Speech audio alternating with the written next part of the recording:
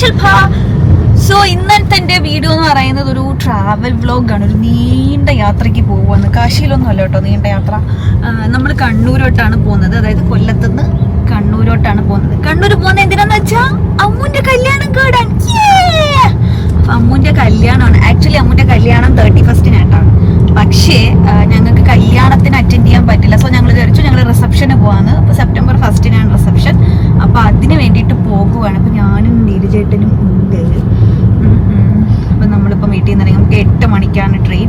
ആദ്യമായിട്ടാണ് ഇത്രയും ദൂരം എന്നല്ല, ആദ്യമായിട്ടാണ് ഞാൻ ട്രെയിനിൽ പോകുന്നത്. ഞാൻ ഇതിനു മുമ്പ് ട്രെയിനിൽ പോയി ലണ്ടനിൽ പോകാനായിട്ട് വിസയുടെ കാര്യത്തിന് എറണാകുളത്തേക്ക് ഞാൻ ട്രെയിനിൽ പോയി. ഭയങ്കര മോശമായിരുന്നു. ഞാൻ പുറത്തുപോയി.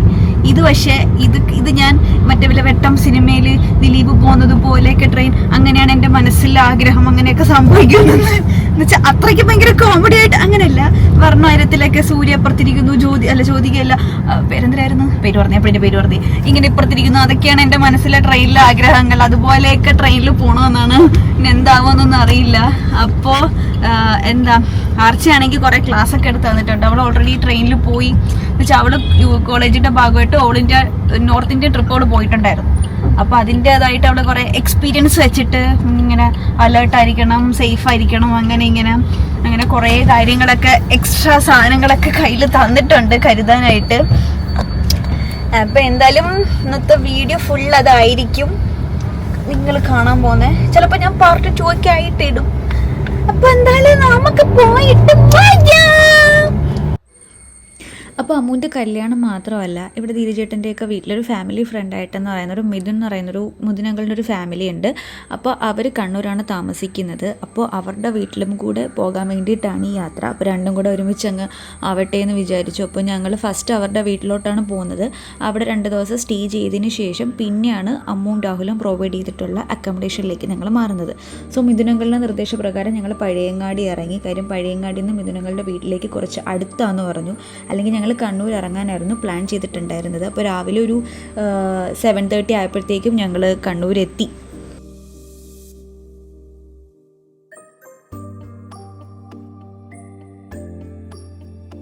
പഴയങ്ങാടിയിലെത്തി. നമ്മളത് പഴയങ്ങാടിയിൽ ഇറങ്ങാൻ പറഞ്ഞു. നമ്മൾ പഴയങ്ങാടിയിൽ ഇറങ്ങി. എല്ലാത്തിനും എനിക്ക് ഒട്ടും ഉറങ്ങാൻ പറ്റിയില്ല. തിരിച്ചിട്ട് ഉറങ്ങിയായിരുന്നു.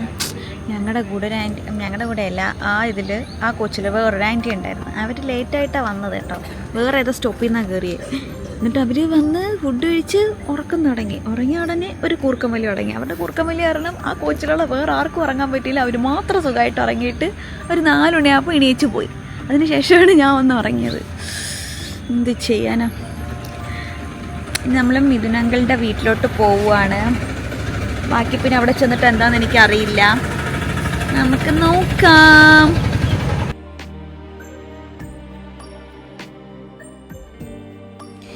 അങ്ങനെ മിഥുനങ്ങൾ ഞങ്ങളെ കൂട്ടാനായിട്ട് വന്നു. അപ്പോൾ ഞങ്ങൾ മിഥുനങ്ങളുടെ വീട്ടിലോട്ട് പോവുകയാണ്. അവിടുന്ന് ഒരു കുറച്ച് ദൂരമുണ്ട്. അതായത് ഒരു ഓൾമോസ്റ്റ് എനിക്ക് തോന്നുന്നു 30 മിനിറ്റ്സ് എന്തോ ഉണ്ടെന്ന് തോന്നുന്നു. അപ്പോൾ ഇതാണ് അവരുടെ വീടിൻ്റെ കാര്യം വിശേഷങ്ങളും ഒക്കെ ഞാനിതിൽ പറയുന്നതായിരിക്കും. അപ്പോൾ ഞങ്ങളൊന്ന് കുളിച്ച് ഫ്രഷ് ആയിട്ട് വരാൻ പറഞ്ഞു. കാര്യം ബ്രേക്ക്ഫാസ്റ്റ് കഴിക്കാനായിട്ട്.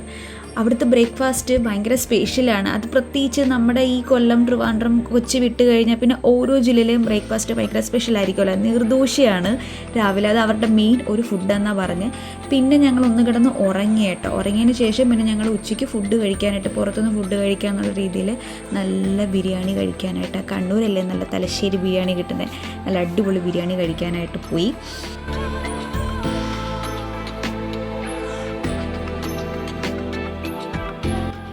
ഫുഡിന് മാത്രമല്ല, നമ്മൾ കൊച്ചുനാൾ മുതലേ കേട്ട് നല്ല പരിചയമുള്ള തെയ്യവും അതുപോലെ തന്നെ ആയോധന കലകളിൽ ഏറ്റവും പ്രശസ്തി നേടിയ കളരിയും ഒക്കെ ഉറവിടപ്പെട്ടത് ഈ കണ്ണൂരിൽ നിന്നാണ്. അതുകൊണ്ട് തന്നെ ഇവിടുത്തെ ആൾക്കാരുടെയും അവരുടെ രീതിയിലും പ്രവൃത്തിയിലും ഒക്കെ ഒരുപാട് വ്യത്യാസങ്ങളുണ്ട്. കേരളത്തിൻ്റെ വടക്കേ അറ്റത്ത് നിന്നും 2ാമത് സ്ഥിതി ചെയ്യുന്ന ജില്ലയാണ് കണ്ണൂർ. കണ്ണൂർ, കണ്ണനൂർ, കണ്ണൂർ, കേനൂർ എന്നീ പേരുകളിലും കണ്ണൂരിനെ അറിയപ്പെട്ടുകൊണ്ടിരുന്നു. തറികളുടെയും തിറകളുടെയും നാട് എന്നാണത്രേ കണ്ണൂരിനെ അറിയപ്പെടുന്നത്.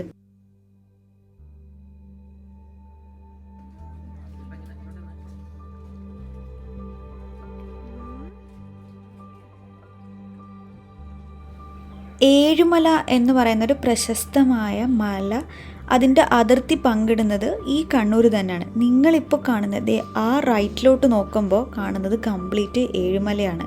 ഇപ്പോൾ ഈ കാണുന്നത് വിപ്ര കായൽ എന്ന് പറയുന്നൊരു കായലാണ്. ഈ കായലിൻ്റെ നടുക്കൂടെയുള്ള ഒരു ഫ്ലോട്ടിംഗ് ബോട്ടാണിത്. കുഞ്ഞുങ്ങൾക്കൊക്കെ വന്ന് ഒരു എൻജോയ് ചെയ്യാൻ പറ്റിയിട്ടുള്ള ഒരു സ്ഥലമാണ്.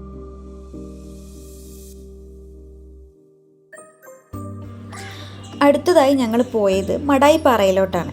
കണ്ണൂർ ജില്ലയിലെ മടായി ഗ്രാമപഞ്ചായത്തിലാണ് മടായിപ്പാറ സ്ഥിതി ചെയ്യുന്നത്. കുന്നിൻ പ്രദേശമാട്ടോ ഈ മടായിപ്പാറ. ഏകദേശം 600 ഏക്കറോളം പരന്നു കിടക്കുന്ന ഈ സ്ഥലം പ്രകൃതിയിൽ ഭയങ്കര ഡിഫറൻ്റാണ്.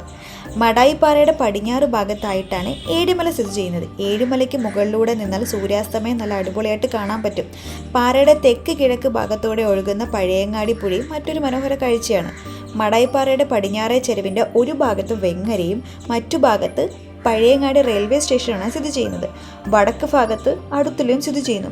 തീവ്രമായ മഴക്കാലവും അതുപോലെ തന്നെ സമ്മറിലുണ്ടാവുന്ന ആ ഒരു ചൂടുമാണ് ഇവിടുത്തെ ഈ ഒരു പ്രകൃതിയെ കൂടുതൽ ഭംഗിയാക്കുന്നത്. വേനൽക്കാലത്ത് പാറയിലെ പുല്ലുകൾ കരിഞ്ഞു തുടങ്ങി പലപ്പോഴും തീപിടുത്ത മഴ ഉണ്ടായിട്ടുണ്ട്. പോർച്ചുഗീസുകാർ ലാൻഡ് ഓഫ് ബേണിംഗ് ഫയർ എന്ന് വിളിച്ചതിൽ നിന്നാണ് പാറയുടെ കിഴക്ക് ഭാഗത്ത് നിന്ന് എരിയുന്ന പൂരം എന്നർത്ഥം വരുന്ന എരിപ്പൂരം എന്ന സ്ഥലം ഉണ്ടായത്. പാറയുടെ നടുക്കുള്ള ഈ ജൂതക്കുളമാണ് നിങ്ങളിപ്പോൾ കാണുന്നത്.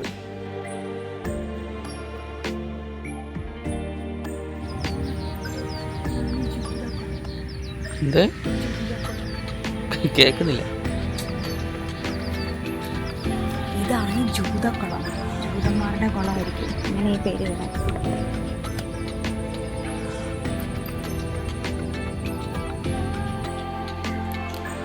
അടുത്ത് നമ്മൾ പോകുന്നത് സെൻറ്റ് ആംഗലോ ഫോർട്ട് എന്ന് പറയുന്ന അല്ലെങ്കിൽ കണ്ണൂർ കോട്ടയിലേക്കാണ്. കണ്ണൂർ കോട്ട പോകുന്ന വഴിയാണ് ഏഷ്യയിലെ തന്നെ ഏറ്റവും വലുതും അതുപോലെ തന്നെ ലോകത്തിലെ 3ാമതുമായിട്ടുള്ള ഇന്ത്യൻ നേവൽ അക്കാഡമി സ്ഥിതി ചെയ്യുന്നത്. അതുവഴിയാണ് സെൻറ്റ് ആംഗലോ ഫോർട്ടിലേക്കുള്ളൊരു എൻട്രൻസ് എന്ന് പറയുന്നത്. സെൻറ്റ് ആംഗലോ ഫോർട്ട് അഥവാ കണ്ണൂർ കോട്ട എന്ന് ഞാൻ ഇങ്ങനെ പറയുമ്പോൾ നിങ്ങൾക്ക് പെട്ടെന്ന് മനസ്സിലാവണമെന്നില്ല. പക്ഷേ നമ്മുടെ കേരളവർമ്മ പഴശ്ശിരാജയും കായംകുളം കൊച്ചുണ്ണിയും സുരേഷ് ഗോപിയുടെ മകൾക്ക് എന്ന സിനിമയും അമൃതം സിനിമയിലെ ഓ സൈനബ എന്നുള്ള പാട്ടും എന്തിന് ഇപ്പം ഹിറ്റായിട്ട് ഇറങ്ങിയ ARMൻ്റെ ക്ലൈമാക്സ് ഉൾപ്പെടെ ഷൂട്ട് ചെയ്തത് ഈ കണ്ണൂർ കോട്ടയിലാണ്.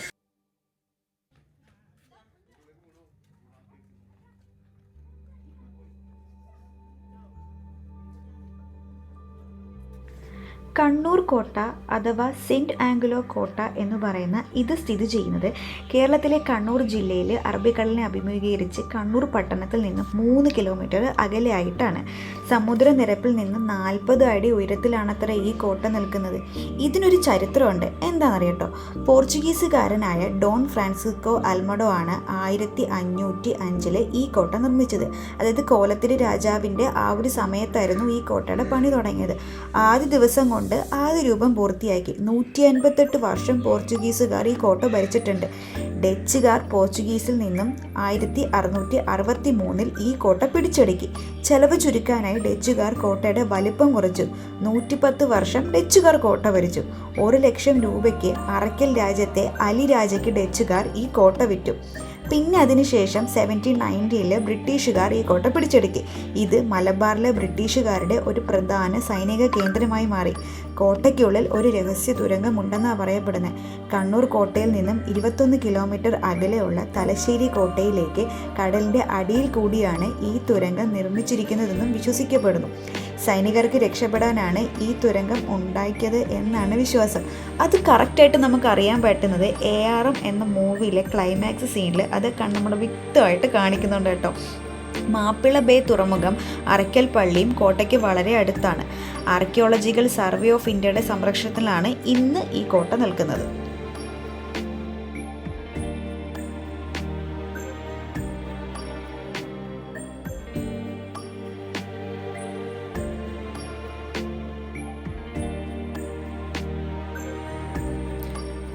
അറബിക്കടലിന് എന്താ ഭംഗിയല്ലേ. അതിൻ്റെ മുകളിൽ നിന്ന് നോക്കുമ്പോൾ നല്ല അടിപൊളിയായിട്ട് നമുക്കറിയാൻ പറ്റും.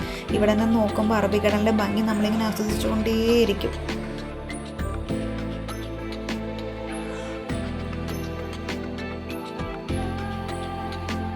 ഓണം അടുപ്പിച്ച് കണ്ണൂരിൽ നല്ല ട്രാഫിക് ആയതുകൊണ്ട് നമ്മളിവിടെ എത്താൻ ഇത്തിരി ലേറ്റായി. കാര്യം 5 മണി കഴിഞ്ഞിട്ടാണ് നമ്മളിവിടെ എത്തിയത്. 6 മണി വരെ ഇവിടെ എൻട്രൻസ് ടൈമുള്ളൂ. രാവിലെ 9:30 തൊട്ട് വൈകിട്ട് 6 മണി വരെ. 5 മണി കഴിഞ്ഞതുകൊണ്ട് തന്നെ നമുക്ക് കുറച്ച് ഭാഗങ്ങൾ മാത്രമേ കാണാൻ പറ്റിയിട്ടുള്ളൂ. ഇതൊക്കെ ജയിലായിരുന്നു പണ്ട്, ഓരോ ജയിലായിട്ട്. പിന്നെ അതിൻ്റെ ആ ഒരു രൂപങ്ങൾക്കും മാറ്റങ്ങൾക്കും അനുസരിച്ച് അങ്ങോട്ടും ഇങ്ങോട്ടൊക്കെ ഇടിച്ച ഒരു ഇതാക്കിയെടുത്തു. മകൾക്ക് സിനിമയിൽ ഇത് കാണിക്കും, അതായത് സുരേഷ് ഗോപിയുടെ ആ പടമില്ലേ, അത് കണ്ടിട്ടുള്ള ആൾക്കാരാണെന്നുണ്ടെങ്കിൽ ഇത് നമുക്ക് നന്നായിട്ട് ഇവിടെ അറിയാം.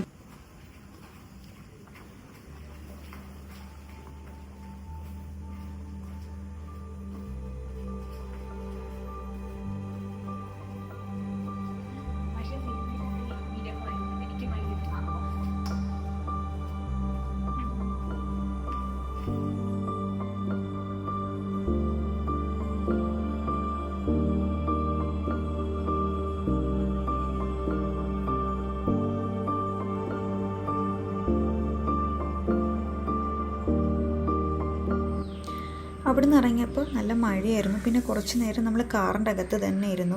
കണ്ണൂർ നമ്മൾ നേരത്തെ പറഞ്ഞ കാര്യങ്ങളിൽ മാത്രമല്ല പ്രശസ്തം, ഒരുപാട് ക്ഷേത്രങ്ങളിലും കണ്ണൂർ ഭയങ്കര പ്രശസ്തമാണ്. അതിലേറ്റവും പ്രശസ്തിയായിട്ടുള്ളൊരു ക്ഷേത്രമാണ് ശ്രീ പറശ്ശിനിക്കടവ് മുത്തപ്പൻ ക്ഷേത്രം. അപ്പോൾ ഞാൻ സെക്കൻഡ് ടൈമാണ് പറശ്ശിനിക്കടവ് മുത്തപ്പൻ ക്ഷേത്രത്തിലേക്ക് പോകുന്നത്. ഇതിനു മുൻപ് എനിക്ക് തോന്നുന്നു 7th പഠിക്കുമ്പോൾ ഞാൻ പോയിട്ടുണ്ടായിരുന്നു ഫാമിലിയോടൊപ്പം. ഇതിപ്പോൾ ഇത് സെക്കൻഡ് ടൈമാണ്. മുത്തപ്പൻ ക്ഷേത്രത്തിൽ വന്നിട്ടുള്ളവർക്ക് അതിൻ്റെ ഒരു പ്രത്യേകത എന്താണെന്നറിയാം, അല്ലാത്ത ആൾക്കാർക്ക് ഞാനത് പറഞ്ഞു. പറശ്ശിനിക്കടവ് ശ്രീ മുത്തപ്പൻ ക്ഷേത്രം ഉത്തര കേരളത്തിലെ കണ്ണൂർ ജില്ലയിലെ തളിപ്പറമ്പ് താലൂക്കിലെ ആംദൂർ നഗരസഭയിലാണ് പറശ്ശിനിക്കടവ് എന്നുള്ള ഈ നദിക്കരയിലാണ് ഈ ക്ഷേത്രം സ്ഥിതി ചെയ്യുന്നത്. തിരുവപ്പൻ അല്ലെങ്കിൽ വലിയ മുത്തപ്പൻ എന്ന പേരിൽ മഹാവിഷ്ണുവിനെയും വെള്ളാട്ടം അഥവാ ചെറിയ മുത്തപ്പൻ എന്ന പേരിൽ പരമശിവനെയും ഇവിടെ തെയ്യം കെട്ടിയാടുന്നു. തങ്ങളുടെ പ്രശ്നങ്ങൾ മുത്തപ്പൻ്റെ തെയ്യകോലത്തിനോട് നേരിട്ട് പറഞ്ഞ് ആശ്വാസം തേടാം എന്ന വിശ്വാസമാണ് ഇവിടെ എന്നും ദിനം പ്രതി ഭക്തരെ ഇങ്ങോട്ടേക്ക് ആകർഷിക്കപ്പെടുന്നത്. കണ്ണൂർ ജില്ലാ ആസ്ഥാനത്ത് നിന്നും 16 കിലോമീറ്റർ വടക്കായാട്ടോ പറശ്ശിനിക്കടവ് മുത്തപ്പൻ ക്ഷേത്രം സ്ഥിതി ചെയ്യുന്നത്. മറ്റ് തെയ്യക്കോലങ്ങളിൽ നിന്നും വ്യത്യസ്തമായി ഇവിടെ എല്ലാ ദിവസവും മുത്തപ്പൻ തെയ്യം കെട്ടി ആടാറുണ്ട്. ഇവിടുത്തെ പ്രസാദമായിട്ട്, അതായത് ഇവിടെ തൊഴുതിട്ട് പ്രസാദം എന്ന് പറയുന്നത് ഈ പയറും ഒരു ഗ്ലാസ് ചായയുമാണ്. ഇത് മാത്രമല്ല, കണ്ണൂരിന് നമ്മളടുത്ത് പറയാനും നമ്മൾക്ക് കേൾക്കാനും കുറേ കാര്യങ്ങളുണ്ട്. എന്തായാലും ഈ വീഡിയോ ഇത്രയേ ഉള്ളൂ. ബാക്കി വിശേഷങ്ങളും ഇതിൻ്റെ അടുത്ത ഇതുമായിട്ട് ഞാൻ പാർട്ട് 2 നിങ്ങളുടെ അടുത്ത് വരുന്നതായിരിക്കും. ഈ വീഡിയോ ഇഷ്ടപ്പെട്ടെന്ന് വിചാരിക്കുന്നു. ഇഷ്ടപ്പെട്ടെന്നുണ്ടെങ്കിൽ ലൈക്ക് ചെയ്യുക, ഷെയർ ചെയ്യുക, സബ്സ്ക്രൈബ് ചെയ്യുക. ബൈ.